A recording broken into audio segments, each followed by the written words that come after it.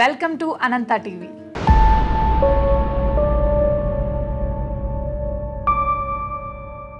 First ఎపిసోడ్లో పిల్లలు మాట వినకపోవటం అనే విషయంలో తల్లిదండ్రులు పిల్లలతో నడుచుకునే పద్ధతిని, మాట్లాడే విధానం గురించి సౌమ్య గారు చాలా వివరంగా చెప్పారు. ఈ ఎపిసోడ్లో పిల్లలు మాట వినకపోవటం అనే విషయంలో మరిన్ని మంచి విషయాలతో మన ముందుకు వచ్చేసారు. హాయ్ సౌమ్య గారు, ఎలా ఉన్నారు? బాగున్నాను శ్రియా, నువ్వు ఎలా ఉన్నావు? నేను కూడా చాలా బాగున్నాను. చాలా బాగున్నారు ఈరోజు. థ్యాంక్ యూ సో మచ్, నువ్వు కూడా బాగున్నావు. Thank you so much. ముందు ఎపిసోడ్లో తల్లిదండ్రులు పిల్లలతో మాట్లాడే విధానాన్ని గురించి తెలుసుకున్నాం. ఈ ఎపిసోడ్లో అసలు తల్లిదండ్రులకు ఇచ్చే సూచనలు మరికొన్ని తెలుసుకుందాం. తప్పకుండా శ్రియా. పిల్లలు మాట వినట్లేదు అనేది వయసుతో సంబంధం లేకుండా ఏ ఏజ్ వాళ్ళైనా, ఏ ఏజ్ గ్రూప్లో వాళ్ళైనా పేరెంట్స్కి ఉన్న ముఖ్య సమస్యగా మారిందనమాట. ఈరోజు మనం పిల్లలు మాట వినట్లేదు అనే విషయాన్ని పక్కన పెట్టేసి టేబుల్ని మన వైపు తిప్పుకుందాం. ఇప్పుడు పిల్లలు మాట్లాడేటప్పుడు మనం ఎంతవరకు వింటున్నాం, మనం ఏ విధంగా వింటున్నాము, ఎలా స్పందిస్తున్నాము అనే విషయాన్ని తెలుసుకుందాం. తప్పకుండా సౌమ్య గారు. ముఖ్యంగా ఎవరైనా సరే, పిల్లలను కాదు ఎవరైనా సరే, మాట్లాడేటప్పుడు వాళ్ళకి గనక ఈ ఫీలింగ్ కలిగిందనుకో, వీళ్ళు నా మాటకి విలువ ఇవ్వట్లేదు, వీళ్ళు నాకు రెస్పెక్ట్ ఇవ్వట్లేదు, వీళ్ళు నన్ను కేర్ చేయట్లేదు, ఈ ఫీలింగ్ కలిగిందంటేనే మనం బ్యాడ్ లిజనర్స్ అనేది అర్థం చేసుకోవాలి. ఎందుకంటే ఇంగ్లీష్లో ఒక ప్రావర్బ్ ఉంది, listening is the sign of respect అని. అయితే ఈ వినడంలో తల్లిదండ్రులు చేస్తున్నటువంటి పొరపాట్లు ఎలాంటివి ఉంటాయో తెలుసుకుందాం. తప్పకుండా. ముఖ్యంగా మొదటిది పరధ్యానంగా వినడం, అంటే డిస్ట్రాక్టెడ్ లిజనర్స్ అని అంటారు వాళ్ళని. ఎలా ఉంటారు అంటే, వాళ్ళు పిల్లలు ఏదైనా ఒక విషయం చెప్తున్నారంటే వాళ్ళు వేరే విషయం గురించి ఆలోచిస్తూ ఉంటారు. ఎగ్జాంపుల్కి పిల్లలు ఆన్లైన్ క్లాస్లో జరిగిన ఏదైనా ఒక ఇన్సిడెంట్ గురించి చెప్తున్నారు. అప్పుడు పేరెంట్స్ వాళ్ళ ఆఫీస్లో జరిగిన విషయాల గురించో, లేదా నెక్స్ట్ మీటింగ్ ప్లాన్ గురించో, లేదా ఇంకేదో ఆలోచనలో ఉంటారనమాట. డిస్ట్రాక్టెడ్ లిజనర్స్ అని అంటారు వాళ్ళని. ఇలా అయినప్పుడు ఏమవుతుంది అని అంటే, పిల్లలకి నేను చెప్తున్నటువంటి విషయాన్ని నా తల్లిదండ్రులు వినడం లేదు, అంటే రైట్ నౌ నేను వాళ్ళకి ఇంపార్టెంట్ కాదు, వాళ్ళు చేస్తున్నటువంటి పనే వాళ్ళకి ముఖ్యం అనే ఒక సంస్కారం వాళ్ళకి పడిపోతుంది అనమాట. అది కాదు సౌమ్య గారు, వాళ్ళు బిజీగా ఉన్నప్పుడు అస్తమాను వింటూ కూర్చోలేరు కదా, వాళ్ళకు పనులు ఉంటాయి కదా. చాలా మంచి క్వశ్చన్ అడిగేస్వియా. ఎందుకంటే మల్టీ టాస్కింగ్ అనేది కొన్ని సందర్భాల్లో చేయాల్సి ఉంటుంది. అప్పుడు ఎలా చేయాలి, అప్రోచ్ అనేది ఎలా ఉండాలి, పిల్లవాడికి ఎక్స్ప్లెయిన్ చేయాలి. నేను పలానా పనిలో బిజీగా ఉన్నాను, కానీ అయినా కూడా నువ్వు అడుగుతున్న ప్రశ్నకి నాకు సమాధానం ఇవ్వాలనుంది, అందుకని నువ్వు మాట్లాడు, ప్లీజ్ కంటిన్యూ అని చెప్పాలి అని ఈ మాత్రం చెప్పితే ఆ పిల్లవాడికి వచ్చే ఆలోచన ఏముంటుంది చెప్పు? మా అమ్మ నా మాట వింటుంది, నాకు చాలా ఇంపార్టెన్స్ ఇస్తుంది. Very right. ఎందుకంటే ఆ ఫీలింగ్ పిల్లల్లో కల్పించడం తల్లిదండ్రుల బాధ్యత. కానీ చాలా వరకు ఏమవుతుంది, పేరెంట్స్ డిస్ట్రాక్టెడ్ లిజనర్స్ లాగా బిహేవ్ చేస్తారు. అదే మెయిన్ ప్రాబ్లంగా మారుతుంది పిల్లలకి. ఇంకొక విధమైనటువంటి లిజనర్స్ ఎలాంటి వాళ్ళు అని అంటే, ఈగోయిస్టిక్ లిజనర్స్ ఉంటారు. అంటే ఫోకస్ మొత్తం వాళ్ళపైనే ఉంటుందన్నమాట. ఈ ఈగోయిస్టిక్ లిజనర్స్ ఎలా ఉంటారు అని అంటే, ఎదుటి వాళ్ళు ఏదైతే చెప్తున్నారో అది అర్థం చేసుకోవడానికి వినరు, వాళ్ళు దానికి సమాధానం ఇవ్వడానికి వింటుంటారనమాట. వీళ్ళు పిల్లల కోణంలో ఆలోచించరు, వాళ్ళు ఏం ఆలోచిస్తున్నారో అది సమాధానం ఇవ్వడానికి కోసమే వాళ్ళు వింటూ ఉంటారు. ఇలాంటి వాళ్ళ టోన్ కన్వర్జేషన్ జరుగుతున్నప్పుడు ఎలా ఉంటుంది అని అంటే, ఒక కాన్ఫ్రంటేషన్ లాగా ఉంటుంది. అంటే ఎదుటి వాళ్ళు తప్పు ఉన్నారు, నేను రైట్ ఉన్నాను అనేది వాళ్ళు వింటూ ఆ విధంగానే వాళ్ళు సమాధానం ఇస్తారు. అండ్ ఇంకొక ఆలోచన ఎలా ఉంటుంది అంటే, వీళ్ళకి నాకు కావాల్సినట్టుగా పిల్లలు మాట్లాడాలి. ఎగ్జాంపుల్, పిల్లలు ఏదో ఒక సమస్య గురించి మాట్లాడుతూ మొదలు పెడతారు, కానీ వీళ్ళు వెంటనే ఏమంటారు, లేదు ఇవాళ ఆన్లైన్ క్లాస్లో జరిగిన విషయాల గురించి చెప్పు అని అంటారు. అంటే విషయాన్ని డైవర్ట్ చేస్తారు. అంటే ఇది complete egoistic kind of listeners అనమాట. ఇది కేవలం పిల్లలతో అనే కాదు, మనం ఎక్కడైతే వర్క్ చేస్తామో, లేదా ఎక్కడన్నా మనం ఒక సమాజంలో ఉన్నాం, అయితే మనలో ఇట్లాంటి ఈగోయిస్టిక్ కైండ్ ఆఫ్ లిజనింగ్ ఇది ఉందా, డిఫెక్ట్ ఉందా అనేది మనం అబ్జర్వ్ చేసుకుని దాన్ని రెక్టిఫై చేసుకోవాలి. వాళ్ళకి ఏం కావాలో చూసుకోరు, మనకు కావాల్సింది మాత్రం ఇవ్వాలని ఆలోచిస్తూ ఉంటారు. అవును, ఇక్కడ మాత్రమే దూరం అనేది పెరుగుతుంది, వాళ్ళకి ఇంకా మనసులో పడిపోతుంది అన్నమాట. వాళ్ళు నేనేం చెప్పినా వినరు, నా మాట అసలు పట్టించుకోవట్లేదు, నేనెందుకు వాళ్ళ మాట వినాలి అనే థాట్ వచ్చేస్తుంది ఇక అక్కడ పిల్లలకి. ఇప్పుడు మనం ఇంకో కైండ్ ఆఫ్ లిజనర్స్ గురించి తెలుసుకుందాం.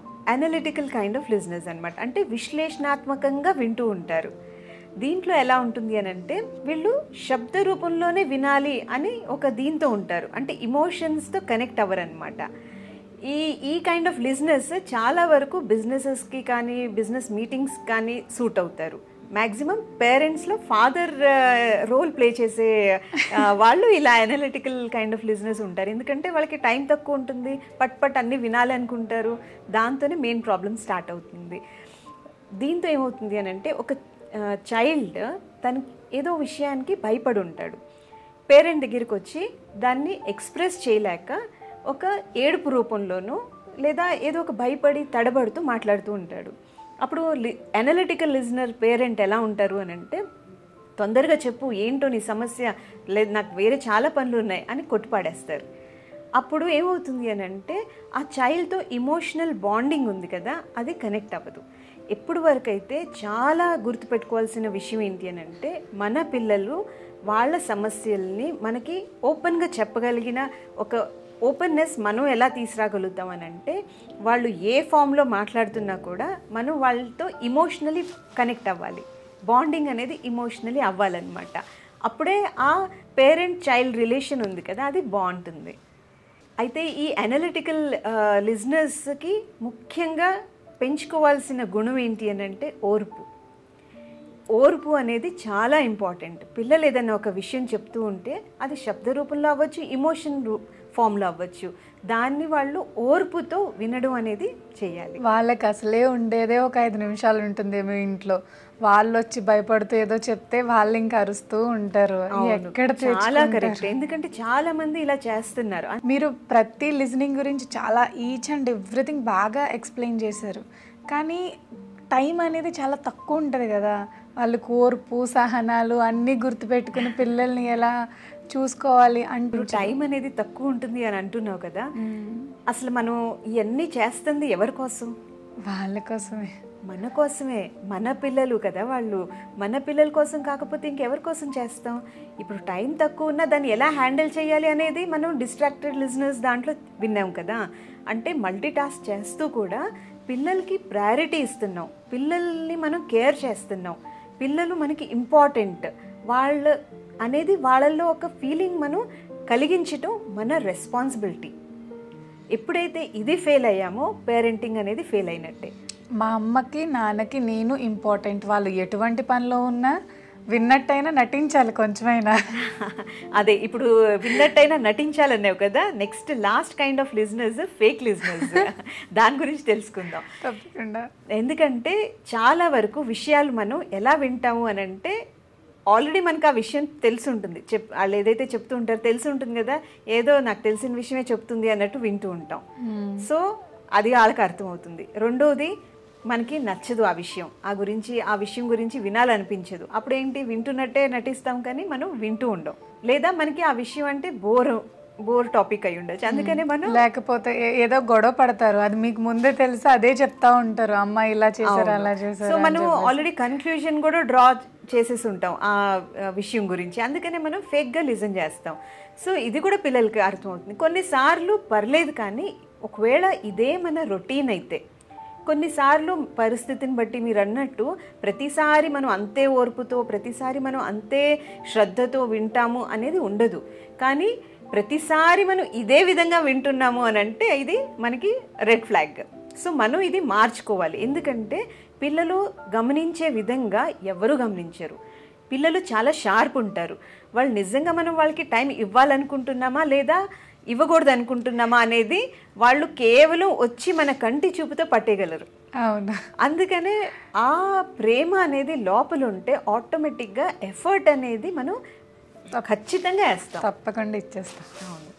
అయితే ఇప్పుడు మనం ఏమేమి విన్నాం? డిస్ట్రాక్టెడ్ లిజనర్స్ గురించి విన్నాము, egoistic listeners, analytical listeners and fake listeners. ఈ నాలుగిటిది యాక్రోనిమ్ తీస్తే ఏమొస్తుంది? డెఫ్ వస్తుంది. అంటే మనం చెవిటి వాళ్ళలాగా పిల్లలు చెప్పే విషయాల్ని వింటున్నాం. ఎప్పుడైతే మనం వీటిని సరిదిద్దుకుంటామో అప్పుడు పిల్లలు మన మాట ఎందుకు వినరు చెప్పండి? మీరు చెప్పిన విధంగా వాళ్ళు నడుచుకుంటే ఖచ్చితంగా వింటారు. ఎందుకు వినరండి? ఎవరు వినరు చెప్పండి? అయితే పిల్లలు మాట వినరు అనే సమస్యకి మనకి సమాధానం దొరికింది. సమాధానం కొంచెం దొరికింది అనుకుంటున్నాను నేను. అయితే ఇంకా చాలా ఉన్నాయి, అవి మనం ముందు ఎపిసోడ్స్ లో కవర్ చేద్దాం. తప్పకుండా సౌమ్య గారు. మీకు గనక మీ పిల్లలతో ఎలాంటి సమస్యలున్నా కామెంట్ సెక్షన్లో కామెంట్ చేయండి. ఆ విషయాన్ని మీ ముందుకు నెక్స్ట్ ఎపిసోడ్లో తీసుకొస్తాం. నమస్కారం.